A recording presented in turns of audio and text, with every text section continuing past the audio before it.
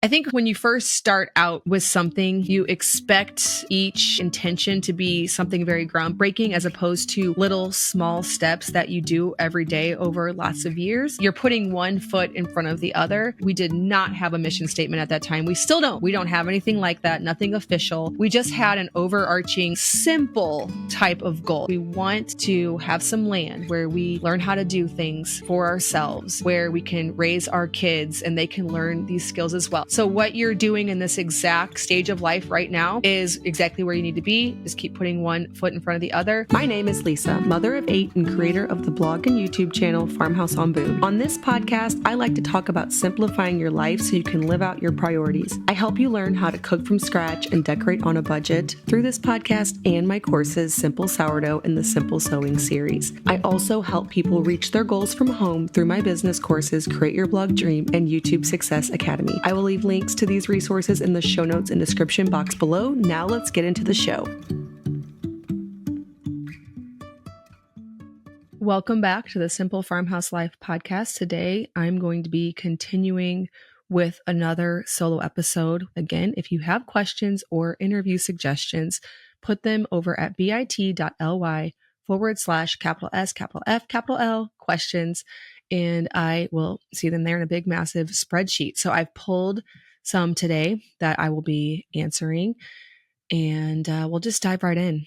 Okay. Thank you for your info. I've learned so much from you. I started sourdough with your instructions and recipes in March. I make everything with whole wheat flour from the grocery store. My breads are always dense and I'm tired of it. No matter how warm or cold it is or how long they proof, they're always dense. I want to use all whole wheat flour for health reasons, but I'm tired of dense bread. Also, my starter never grows too much in size. I know it's active if it's super bubbly. I don't know if that makes a difference in bread density. Do you have any suggestions? Okay, so first of all, I would highly encourage you, and I know not everybody has a grain mill, and a lot of them are out of stock right now. And of course, not everybody has the budget for a grain mill.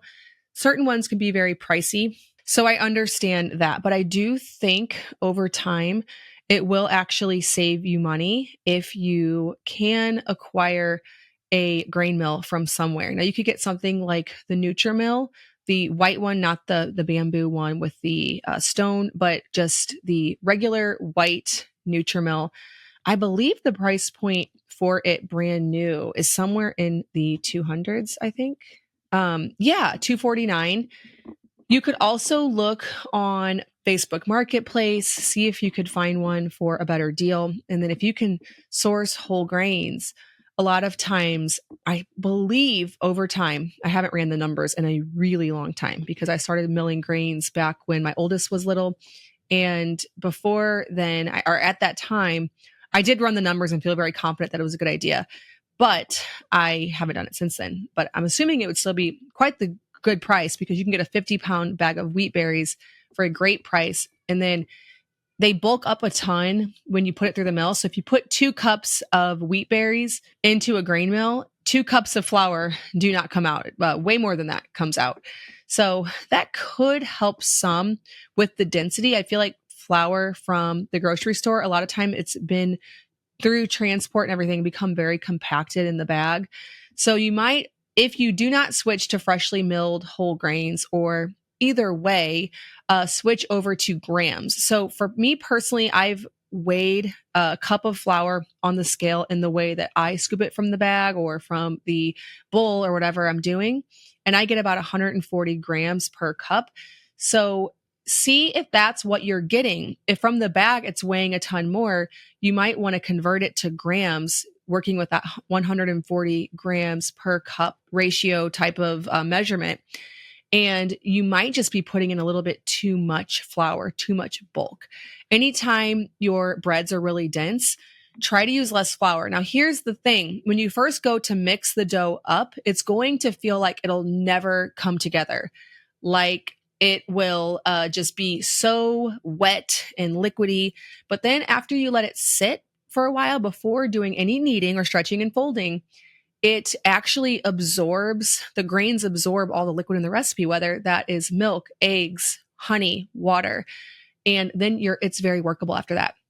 So the way I do whole grains is I do cups, but I do freshly milled, and I will mix up the dough. So I actually made rolls last night, and I did. Let me just actually pull this up because I love this recipe. I've been making this a lot lately. I took a roll recipe somewhere, made a few adaptations, made it sourdough, and I've been loving it. So what I did was I did a cup of milk, a half a cup of starter, a half a cup of softened butter, a third a cup of honey, 2 eggs, half a teaspoon of salt, and 3.5 cups of whole wheat flour. Mix that together with my hands, and it felt very, very wet. Like, okay, this is when you're tempted to add a ton more flour. I put a wet tea towel over it so it wouldn't dry out. Went away for like 2 hours before doing anything to it.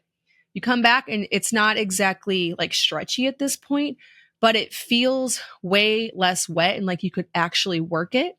And then throughout the evening, every like 30 minutes or so, I'd go to do a stretch and fold. I think I got 4 or 5 in before bed. I let it bulk ferment all night. And this morning or this afternoon, I need to actually go finish this up. It's feeling great. So it's been fermenting for probably like 20 hours at this point. I will divide it and shape it because I'm going to do rolls. Let it rise again for a couple hours and then bake. And I made these on Thanksgiving, or not Thanksgiving. I made them on Christmas Eve. So good. But again, it feels like you need to add more flour, and that's usually the mistake when you're getting something that's way too dense. So for the nutritional value, though, I'm sure you listened to the podcast I did with Sue Becker, or possibly. It's so important, though, that it's freshly milled because a lot of the nutrition is lost once it's been sitting for about 24 hours or something like that. Like it loses more and more the longer it sits. And so I'd hate to see you putting in all this hard work, but it's really not all that much better when it's not freshly milled. Okay, another question on the same topic. This question is regarding the discussion on sourdough you had with Sue. It sounded like you were saying that sourdough isn't the healthiest option. Rather, milling your own flour and using commercial yeast is the better option. Is this correct? Can you use freshly milled grains to feed your starter, or would it spoil? Okay, so no. I've gotten this question a ton. I think because I'm an interviewer, I do want the guests to give their perspective.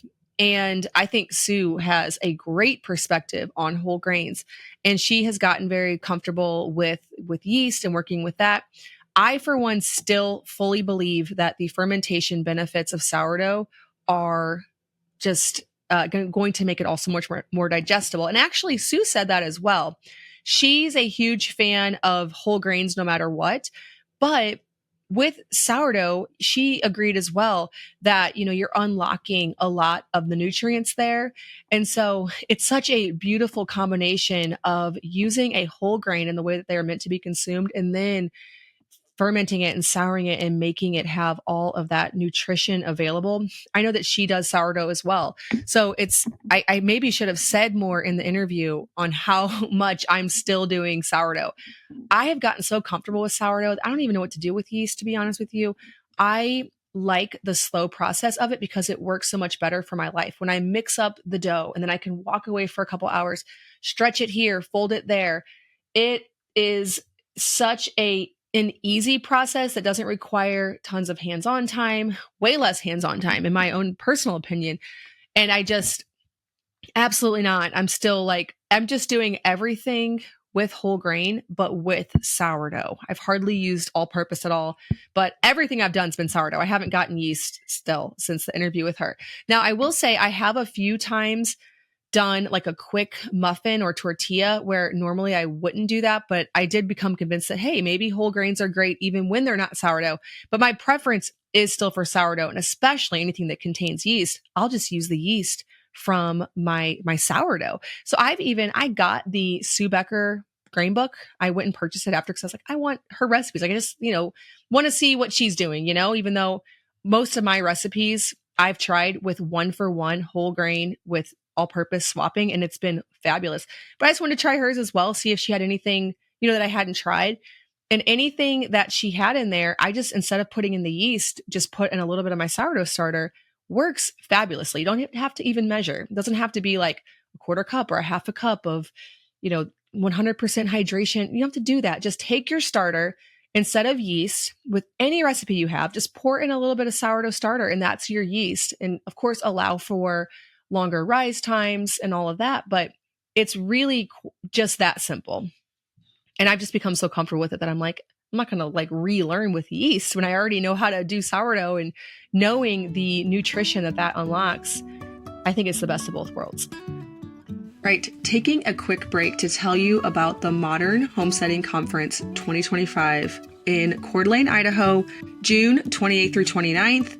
I will be there this year. It is a fabulous place. If you are wanting to learn to homestead, or you've already been homesteading a while and would like to connect with the community, a lot of people that I knew from online, different experts and educators and YouTubers were all there. It was such a great place to learn everything from preserving, fermenting, sourdough, cheese making, seed saving, cutting out the big feed bills for livestock, herbalism, beekeeping, dairy cows and goats, ancestral eating for health, leather and buckskin hide tanning, home butchering, and so many more topics. Also, there are exhibit booths where brands bring their homesteading goods, things that I've been wanting to try out. There's books, there's seeds, there's canning supplies. It has it all. If you are a homesteader, a gardener, a DIY enthusiast, or just passionate about sustainable living and traditional skills.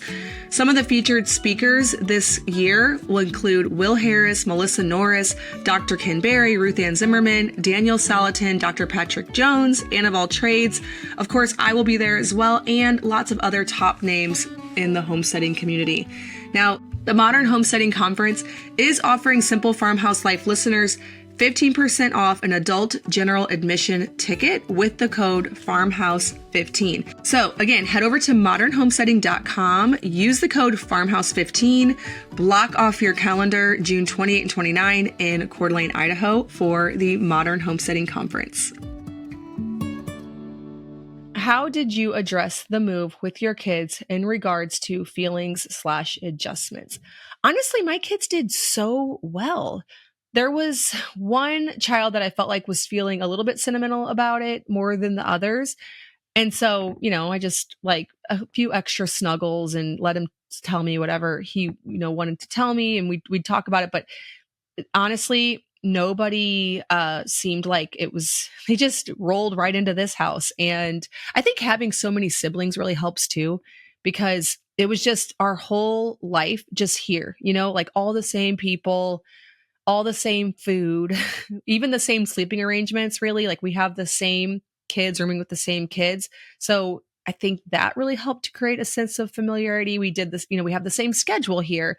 It's just our life, but in this Victorian home instead of that Victorian home. Also, it's winter. So homestead life doesn't really look that exciting this time of year. I think if we left that home like right in the middle of summer or fall, it would have been so hard. But it's winter both places, and once it's warm out, we're going to be spending so much time at our new farm, plus a couple of boys. We got a couple of dirt bikes for the boys to share, and so that was a Christmas gift. And so having our farm and that just all really helped with them being like, yeah, like this is going to be fun. This will be a fun family adventure. What cleaning supplies do you use for your house? Are there specific brands that you love, or do you make them yourself? So I, in the past, did a lot of making my own cleaning supplies. But these days, I just have some brands that reliably I feel like are great and fine. And honestly, I don't use a ton of cleaning supplies. I like to have an all-purpose, at least currently. There's been years where I've just never even used hardly anything. I just use like a good scrub down with hot water, and that's good enough, or vinegar, something like that. Lately, I have been keeping some all-purpose cleaner from Azure Standard, and really the whole Azure Standard line of cleaning supplies. I've been stocking those, and it's nice. I just have it out on the countertop pretty much at all times to spray that and have it kind of soak on, when you have like bread dough and starter and some of those things that need a little water soaking or cleaner soaking for them to come up. I've been doing that also because we don't have super nice countertops here. So in our last house, we had quartz, and those are virtually indestructible. So I would take my dough scraper, your bench scraper that you get with a lot of sourdough sets, and I would just run that thing all along our island and get everything up so I wouldn't have to soak anything. But now I have I don't know if it's a laminate or what it is, but I don't want to be that hard on it. And so I will just spray it down with that all-purpose, walk away, do some dishes, come back, and then it all just comes right off. So I've been using the Azure standard. Are you going to show us the new house and land in the building process? Yes, I will absolutely be showing all of that. So we haven't gotten very far yet on the whole project. So there's really not a whole lot to show. I have shown some clips of the property. Of course, I am like wrestling with how much to show because I feel like I gave away too much privacy in past seasons of my life. So I'm going to be showing like the whole building process, all of that, but then trying to decide like how much of the property that I show you. Cause we've done things like we have already put in the driveway, which was like a whole thing, like thinking about which way it was going to go. There was like bajillion options that you could have chosen. And I haven't really shared anything like that because obviously a driveway is closer to like, civilization and everything. So anyways, I've tried to kind of wonder like, or tried to figure out what we'll share, but I will definitely be sharing at least the house and all of the surrounding homesteadish areas of the property and the entire building process, the design. That's going to be so fun because I'm really trying to create the look of a new house that looks old. And so I'm excited to take you all along on that journey. Baking questions I'm curious about. Can stretch and folds replace kneading in any and all applications? For example, the sourdough bagel recipe takes quite a bit of kneading. Stretch and folds seems so much easier to me. I love that technique in the artisanal round bread. Are there some recipes you would avoid them and go for kneading? Also, would this work when using yeast instead of sourdough? Would there actually be enough time with the instant yeast? So that's the kicker. When you said, or somebody asked earlier, should we just do everything with yeast? To me, the best and easiest way to develop all sourdough gluten is with stretch and folds. I've exclusively switched to that. I never use my mixer. I know that for so many years, and even in my book, I show you putting all the stuff in the mixer and then kneading it and like walking away while the dough hook goes for however long time it takes for it to develop the gluten. Never do that anymore. I even do brioche with the stretch and fold process, which brioche, as you know, is a very wet dough. It contains tons of eggs and butter. It's this very soft, fluffy bread. But when you throw it in a mixer, you need to literally knead it for 30 plus minutes for it to pass the stretch and fold test, the window pane test. However, when you put it all together, like mix it all up, walk away for a long time so that the flour has a really long time to hydrate with all of that liquid, all of those eggs and the butter, and then start doing stretch and folds throughout the evening, it works just the same. I don't know why it took me so long to figure that out. So again, with replacing with kneading, I agree. I think, or with yeast, sorry, I agree that there wouldn't be enough time because by the time you mix up the dough, wait an hour, then go to start doing stretch and folds, that instant yeast has already tried to rise the dough to its fullest potential. So you need something slow like sourdough to be able to use stretch and folds because they take such a long time. So like right now it is winter, so my kitchen is nice and cold. I walk away from my dough for especially the doughs that need a lot of time to hydrate, those really wet doughs, for an hour. And then I do stretch and folds every 30 minutes for like 3 hours. So you're already 4 hours in at this point. If you had yeast, you would have already needed to move on to the dividing, shaping, and second rise process. And so that to me is why sourdough is so much easier. And all of these like people act like, oh, sourdough, it's so hard. Like I have to pause my whole life because of sourdough. It's actually the most flexible, easy to work around your life process than anything else. And I haven't always known this. Like I've shared, you might go back to videos years ago and be like, okay, but you said set a timer for 20 minutes and then you have to stretch and fold again. And what if I'm sleeping or what if I'm, a friend stops by? And I've even like taken my bowl of sourdough with me so I could like do the right intervals, the stretch and fold. I don't do anything like that anymore. It just needs to have some stretch and folds throughout the process to develop the gluten. And it totally works great. So it's the more I do it, the more I realize just how flexible and easy it is and how many tools you don't need. Like if I was deciding between a grain mill or a mixer, hands down the grain mill, because I don't need it anymore. I use the mixer for other things. Like my daughter used it today to make the cheesecake. We're making cheesecake and she use the whisk attachment to mix together all the eggs and the cream cheese and whatever else she put in cheesecake. And so she used it for that. But like sourdough, I have not even touched it once since I started doing all stretch and folds, which was probably like 6 months ago. Maybe not. Maybe it's been a little less than that, but hasn't been long because it is just such an easy process. Like when you have a couple minutes, mix together the dough and then walk away for however long you need to be. Let's say you had to go take the kids to practice or something. Then when you get back, do a stretch and fold. Then you have dinner. Then you do a stretch and fold. Just make sure you get in like 3-ish before bed and then let it ferment all night. And then that's just literally it. So yes, I become passionate about this, obviously, because it used to be like such a deal. Like, okay, well, what mixer will have enough strength to knead all this dough? Because, you know, the little tiny kneading hooks don't do it. And maybe you should get the massive Bosch and all of this. And now I'm just like, just don't do any of that. Just mix it together with your hands in a big bowl and then just do that. So yeah, I, for one, currently, now maybe I'll change my mind someday for some reason, but I'm not really sure why, because it's easier back to the mixer. But for now, I mean, it's just sitting on my countertop, but I'm really not using it much. As a mom of 2 under 3, how do you handle tantrums? I've seen a lot of discourse on this, but being a mom with a husband who has a full-time job, I'm the one who really has to deal with these tantrums from my oldest as a 2.5-year-old. Also, is there a difference between your girls and boys when it came to tantrums? My oldest is a girl, and I'm not really sure what to expect from my son once he decides to start throwing tantrums. So recently, I was on Instagram, and I came across this reel. And it was about how kids shouldn't actually throw tantrums. If they do, I forget the exact verbiage. I'm sure I'm going to mess this up. But it means that they're like dysregulated. And there was like all this like basically they probably have some kind of like emotional, whatever, if they're throwing tantrums. And again, maybe I'm wrong, but I do have 8 kids. My sister has 7. I have other sisters. And so I'm around a lot of children. In my little tiny anecdotal sample size, every single kid throws fits.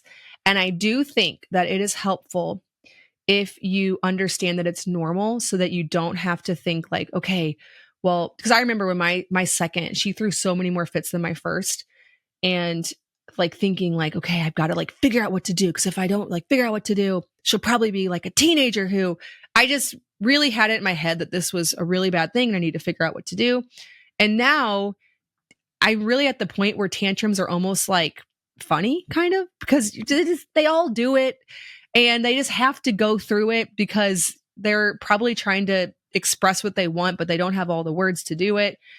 And as far as like boys and girls, I'd say it's more personality. I've had some that do throw fits. They all throw fits, but they grow out of it at a really young age. And then I've had some who've not grown out of it at a really young age, who they throw fits way longer than you might expect that they would. And I've had both a boy and a girl that have done that. They do eventually grow out of fits, by the way. So I don't really think it's gender specific. I think that probably you're more likely to experience less tantrums with your son, but that doesn't guarantee that that's the case. As far as like the emotional dysregulation, even if that is totally true, which it very well could be, I feel like that just gives moms another thing to worry about. Like now, okay, you're worried about what you're making them for dinner. Like make sure it's like perfect. It's from scratch. It doesn't have any dyes in it. They don't watch too much TV. You know, we're trying to do all these things. We read in books. And then also like if they throw a fit, that's also a good indication that you're doing something wrong. I do not buy that. I just don't. If you have a child who's never thrown a fit, let me know. I've never seen that in a toddler. Okay. You get a lot of questions regarding child rearing, but I want to know what you do to fill your cup. Mom of only 2 so far, a toddler and a 4-month-old. So my mom hat is on 24/7. I take care of my kids, the house, the dogs, and then squeeze in my self-care when I can, but it feels impossible to cultivate any non-motherhood related hobbies without feeling like I'm neglecting someone else. I know this will probably pass as my kids get older and more self-sufficient, but when did that happen for you? Well, I can tell you that the number one thing I currently do to fill my cup is go out on a date with my husband and go out with my sisters, both of which on a normal schedule we do once a week, but there are things like there's been holidays and so we haven't really done certain things, and then, but that's the things I look forward to. Those are little breaks throughout the week that I really look forward to. And obviously, because I have 16, 14, 12, I have like older kids that can care for younger kids, we can do that no problem. And then with with going out with my sisters, that's something we do when I bring all the older kids to an Awana program.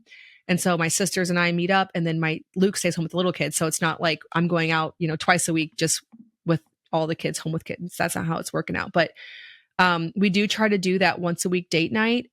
Again, if you have only little kids, that's not really possible. But Luke and I almost enjoy just as much an in-home date night where we make the kids a different dinner, get them in bed, the ones that can go to bed early. We get them in bed early, let the older kids watch a movie, and then we make steaks. I always make steaks and then a fried potato of some kind, and then something fresh chopped up, whether it's cilantro, parsley, onions. If we have mushrooms, I'll saute some of those. And then we sit down and we have our steak and we talk and we listen to music. That's really fun. So for me, those are really important things. Last night, so this doesn't happen every night because a lot of nights we get late on the whole like bedtime thing. But if we have a night where nothing's going on, we will eat dinner and then start working on the bedtime routine really early. So last night, after we got done with dinner, the older kids cleaned up while I took Victor upstairs, put him to bed because he didn't take a great nap. So he needed to be in bed by like 6:30. And then I took the other four of the boys, not the oldest one, but anyways, I took four of the sons, sat with them in their room and read them books for a full hour till 7:30. And so by that time, yes, it was only 7:30 and they don't normally go to bed at 7:30. We aim more for 8 with those kids because they all sleep in the same room. And so, yes, the little one should probably go to bed earlier, but that's just kind of how we average it out. And so I was out of there by 7:30 because I already kind of did all the things. I read all the books.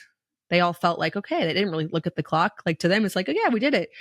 And then I went and got in the bathtub and had like a good long while of laying in the bathtub. So especially when you have younger kids, you really have so much time to do stuff like that. Like if you get, of course, okay, I'm forgetting something. My older kids did clean the kitchen while I was up there doing that. So, if you don't have older kids, then you need to probably clean the kitchen. It'll push it all off a little bit longer, but little kids you can put to bed even earlier. Like I had Victor in bed by 6:30. So you have a lot of time to work with in the evening for stuff like that when you have little kids. And I've had a few times in the last several years where Luke will take the older kids somewhere. And so I'm left home with like 3 or 4 little kids, like the 6 and under crowd. And I just make sure all throughout the day, like my whole goal is that bedtime. Whereas with like big kids, it's not really it because they don't go to bed, at a reasonable, an hour that you're going to want to lay in the bathtub. So I would like work toward that. Like I'd spend more time in the afternoon cleaning and like getting the things I could get cleaned for dinner done and just making sure that by the time it was that 7 o'clock bedtime or whatever I could do for all those little kids, I was done with all the other things. So it was like my finish line, like get all the tasks that are going to happen and come up, like try to just work on that all day with like little kids at your feet, like get the laundry switched over, get as many dishes done as you can. Of course, after you put the kids to bed, you might still have like their plates and their forks, but all the dinner prep and everything done enough that you can really like work toward that bedtime finish line and then have a little bit of time all to yourself. As far as hobbies, I mean, I'm just talking about like taking a bath and hanging out with my husband, but it's hard to fit in hobbies because you need like more time to do them, I think. And so there'll be time when you can probably be able to do all that better. But when you have really little kids, all of that's very tricky. I think it was in the last episode I talked about how when my kids were really little, I didn't take on like extra businesses and things like that. But once I worked my homemaking muscle and really knew what I was doing and it felt more like a well-oiled machine, that's when I could add in like hobbies and things I wanted to work on. All right, next question. What are your thoughts on geriatric pregnancies? I had my first daughter at 36, my second at 39, the second all natural at a birthing center. I just turned 40 and we were contemplating having a third. There can be a stigma around pregnancy in your 40s, and just curious to know your thoughts. Thank you for your wisdom. So I have had 2 geriatric pregnancies at this point, and I really hope to have like 2 more, honestly. If I could, that's probably what I would pick. But I have not yet had one in my 40s because I'm 39, but I'm definitely hoping to do it. And I have seen so many women, both online and then in real life as well, that have. And they've all, it's all, I think it's sort of a lie that we're fed that women, we still are able to get pregnant at that age. And so I think if it's your heart's desire, like that's what I keep remembering is if God made it to where your body could do that, who's to say that it won't be a successful pregnancy? Now, will you get stigma and people giving you the side eye? Yes, I already feel like I got that with my one I had at 37. And so I can only imagine if we go on to have any more that it will definitely, it's not something a lot of people do. Now, of course, if you go looking for it, you will find so many. It's not ridiculously uncommon. It's just not something most people try for. And so there are going to be plenty of naysayers, plenty of people who think that you're crazy. And I'm saying this as if I'm like so confident it doesn't bother me at all. It totally bothers me. I actually really, especially having so many children, I always have that, like when we do get pregnant, I'm like, oh, I don't really want to share it. Like I'm excited, but I don't really want to share it with anybody. I always feel that way. I know that people are thinking like, they ask those weird, awkward questions and it's just like not socially acceptable. So I guess all that to say, I think it's cool, but I definitely think that you'll get people who, won't think that's such a great idea.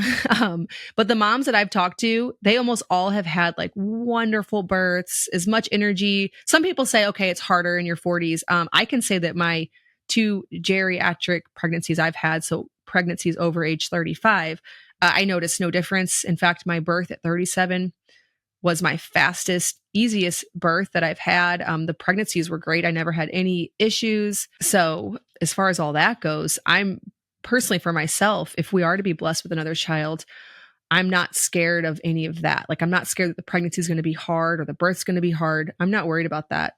I think it's going to be fine. Maybe the age your child will be when you're 60, that's all possibly something to consider, but I still think for us, for our family, it's a dynamic that we're willing to definitely consider. All right, taking a quick break from this episode to tell you about my course, Simple Sourdough. So I've been educating on sourdough since 2016 on my YouTube channel and on my blog. More recently, I took those years of resources, recipes, how-to instructions, and put them all into one course so that it's all compiled together. You can get it in one place and learn from the very basics. So if you are brand new and you want to learn how to do sourdough the simple way, or even if you want to improve your baking skills, you should check out my course, Simple Sourdough. It's all for a very affordable price. I wanted to get this information into kitchens all across the world. You can learn more and become a student at bit.ly/simple sourdough course. bit.ly/simple sourdough course, all one word, all lowercase. Hi, Lisa. First of all, thank you so much for encouraging me to be a creative homemaker. Your content inspires me to always be trying something new and encourages me to be innovative with my homemaking skills. Whether it's baking sourdough yummy, starting a garden, or learning to sew. I'm a young mom of 2 under 2, and your seasoned motherhood advice helps me to enjoy my current season of life because you share your life through the perspective of having so many children. One day I hope to have lots of littles running around my future homestead as well. All that to say, how do you keep your family goals at the forefront of your brain when you are in the midst of doing everything else around the home? How do you stay focused on your family values? Do you have a family mission statement? How do you make sure everyone is continuing to stay on the same page when there is a home to take care of, a garden, homeschooling children, etc.? What does that intentional time look like in your everyday life? I think it's a more subtle thing than I think when you first start out with something, you expect each maybe like intention to be something very groundbreaking as opposed to little small steps that you do every day over lots of years. So you're currently very much doing the things that I did when I had two kids under two. I was learning to sew, learning, little homemaking skills. And it didn't seem very productive, I guess, at that time because I wasn't that good at it. So I wasn't sewing things that looked great. I wasn't making bread that looked beautiful. And so you might have thought like, oh, how will I ever get there? But really it's exactly what you're doing. Like you've had, your oldest child is not even two yet. So, you're not at the stage where you're having your babies, you're working on things and you're putting one foot in front of the other. And so I think that you're probably doing exactly what you need to do to be on pace to have all of your littles and be on a homestead someday. You're just so many years before me, like 15 years before me, because I got married 17 years ago and I was in your exact position with two under two, but only for a month because they're 23 months apart. And learning all these things very imperfectly. We did not have a mission statement at that time. We still don't. We still don't have a mission statement. So to answer that, we don't have anything like that, nothing official. We just had an overarching, like simple type of goal. It wasn't something that we had a family meeting and we had like a committee and then there was like this thing written on the wall. There was nothing like that. It was just exactly like you're saying. Like we want to have some land where we learn how to do things for ourselves, where we can raise our kids and they can learn these skills as well. We want lots of kids. We want to homeschool them. What are some of the other things that you said? We just had those like very basic goals. And when your child turns 5 or 6 or 7 or wherever they're developmentally ready for it, that's when you'll start to homeschool. So what you're doing in this exact like stage of life right now is exactly where you need to be. Just keep putting one foot in front of the other. As far as family goals, we didn't even tackle anything big very fast. And even once we did start working towards the goal of Luke coming home so that we could, have our homestead together as a family and homeschool together, it was again a slow process, and that won't look the same for everyone. We knew we wanted some kind of business together, but it was all like slow incremental steps. And it wasn't, I don't feel like we were always keeping our goals at the forefront of our mind, and we're still not. We'll get a goal in our mind and then we will work toward it, but it's in such a slow, not groundbreaking way. If that's what I'm trying to say, it's not quite as intentional as it's intentional, but it's not like quite as set in stone, I guess, as it might seem like once you have so many years of just putting one foot in front of the other, like you're doing right now. Okay. How did you discover your decorating style? And do you have any tips on how you'd recommend finding my decorating style? I feel like I love so many elements, but don't see how to make it cohesive or how to pick paint colors. Okay. I don't even feel like I still necessarily know my decorating style. Over time, with different books and looking at Pinterest and seeing the things that I'm attracted to, I have a kind of a sense of what I like, but then even still, I'll make a mistake. I'll put something even in the wrong spot. That's something I noticed we moved to this house. This rug that's in this room right now, which you can't see with the angle that the camera is pointing.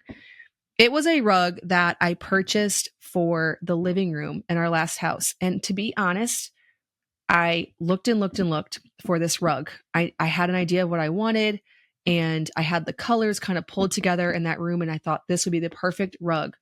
And I never really liked it. And I spent money on it. And so I never wanted to get rid of it. But when we moved to this house, everything was all, mixed up in this big moving truck. And we were trying to figure out like, okay, where does this go? Where does that go? I had us just put this rug down in our bedroom. And now I absolutely love the rug. It was just in the wrong room with the wrong furniture. And it almost took moving for me to even see that. And so I think like I still make mistakes. I see things and I know I like them, but then they're just paired with the wrong color or the wrong furniture. And it all comes together over time. Like we'll move things around the house. Another good example is this chair here I'm sitting on right now. I bought this for the living room and it was never right. It was the wrong shape. It was too big. It didn't work in the spot that I thought it would work in. And then one day we moved it to the bedroom and it was perfect in there. So far I'm just sharing like when we swap things from the bedroom to the living room. That's not always it. Sometimes I'll move like a little wingback chair. I moved it to the nursery and all of a sudden it had a whole new, like I was going to get rid of it. I thought this isn't working for my style anymore, but it really just needed to go somewhere else. And it's so beautiful collected together in there with a rug. There's another rug in the nursery that I was going to get rid of. And now it looks beautiful with that chair, but I'd never seen those two pieces together in my other home. And so I guess just saying like experimenting, trying things, moving things around. It's a very long process. Now you can do things like look at books. I have a couple of books in my home that I love. I'm trying to think of their names. One of them's I think called English Farmhouse and the other one's called like Perfect Farmhouse or something like that. I know I love a country aesthetic. I don't like anything modern and sleek. I know that at least about myself, and I've always been that way. So when you peruse, Pinterest or Instagram and you find yourself saying, ooh, and saving something, even if you're not going to recreate any part of that, but you're just getting a gauge for what it is that you're attracted to, what like looks pretty to you in the lifestyle that you're trying to create, no matter where you live, what makes you feel like that. So for some people, that's a modern style, a very sleek, minimal style. That is definitely not the case for me. No matter where I live, I want a country aesthetic. I want it to feel old and collected. And I've learned that just by looking at pictures and seeing what I'm attracted to. So I think that's how you find it. And then if you have a bunch of things that don't seem like they work together, maybe move them around. Maybe collect together a group of things that maybe one piece is in the living room, one piece is in the dining room, one's in the bedroom. And then really, if they're all put together in a different spot, they'd be perfect, but they're just curated wrong. That all comes with time. What is your favorite part of homemaking and homesteading? Like, what's one thing you can do over and over without feeling burnt out? I believe I've answered this before, but I'll just answer it again. Sourdough. No, you're thinking I'm just making that up because I'm the sourdough lady, but it's true. I actually love it. And I don't get tired of making bread. I really don't. I'm trying to think if there's any other parts. I would say milking a cow, but that gets old. I get burnt out on that. Dealing with the dairy is, I think, what gets me burnt out. It's fun, but it's so much. Like every single day, you need to make butter, cheese, yogurt every day to keep up with all that. But it also is, it's just work that you feel good afterward. Like you feel like, oh, I really accomplished something. So I like that. I would say design because I really like it, but I get burnt out on it. There's certain times where it feels overwhelming. Like I feel like I haven't done a project in a while that I've liked, or I haven't collected it together in a pretty way. I don't like how the room's turning out. And so I get burnt out and overwhelmed because I see a lot of things like, oh, I need to do this and this. And I don't like that. Whereas like sourdough, I start it, I know what I'm doing. And so it always, pretty much always turns out.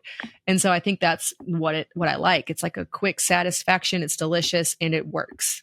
Okay, last question. We're approaching a move and my husband and I are torn on what the best next move is. And we're looking for advice. We're a family of 5 with our oldest being 4. So we have 3 kids. And hoping to keep growing our family. We hope to have property and to do some homesteading. However, we are young. My husband just started his own business and our price point is lower. We're torn between getting a couple acres outside of town in an older home or getting somewhere in town on a smaller property, but in a walkable downtown for a season. I know you have experience with both and are curious of your pros and cons for a young family. Okay, so when my kids were 4, 2, and a baby, which it sounds like what yours are, I really did love living in town. Now, I loved it. But if you had asked me at that time if I would have chosen that, if there had been a viable option of a couple acres outside of town with an old home, I probably still would have chosen those couple of acres with the old home, I think. But I did love it because we were able to walk to all these little things. Like I had a whole group of friends and we'd meet at the park. I actually lived right next door to a park. And so I would like see my friends come to the park. or I'd see like a friend and be like, oh, let's go to the park. And then we'd walk to the library, we'd get books, and then we would stop in the field by the school and read books on a sunny day. And we'd point out the different trees. It was a sweet season. I really loved it. I really did. But I still think that if you were asking me to choose, see, that was the house in our price point. It was cute and it was in our price point. And so I think if there was a viable option in your price point on a couple acres in an old house, a little out of town, I think I'd still choose that, to be honest with you. That's what I would probably choose. But I don't know if you're talking like you actually have the option, like there's 2 places for sale and you're looking at those 2 places. It's hard to say without knowing all the deets. Like, I don't know what kind of downtown it is. I'm talking about a small town that we lived in. We could pretty much go to the library, the park, and that was basically it. So if you have a much cooler downtown, that might factor in a little bit as well. So it all just, and then like how the property's laid out on the 2 acres. Is it a very private 2 acres where you could tuck the kids, back in the little fenced in area and they could play outside all day and it'd be really easy. You don't have to worry about them. I might choose that. I need more context, but I'd probably always choose a little bit of acreage and privacy and an old home at this point. All right. Well, we will be getting back into interviews next week.